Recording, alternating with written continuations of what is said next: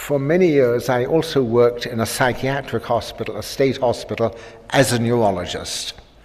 When I went there in '66, I was fascinated by many of the old charts on patients who might have been in hospital for 20 or 30 years. The charts were richly, beautifully descriptive of how inner life and imagination might be in these people, as well as their behavior. But then in 1980, something happened. And all of a sudden, these beautiful, careful, detailed, empathetic descriptions were replaced by a mean list of criteria which would allow a diagnosis.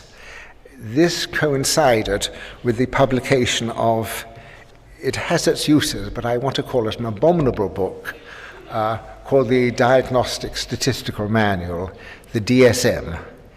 And the DSM provided diagnostic criteria for all sorts of psychiatric conditions and neurological ones too. And physicians were under pressure to use these criteria to make a diagnosis. Otherwise, they could not charge for seeing the patient. Now, I have nothing against criteria and such criteria, but an itemization, a list of criteria, can't replace a full description or a story.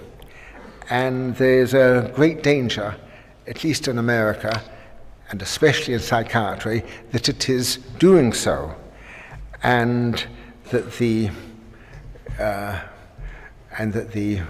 great and elaborate sort of case history,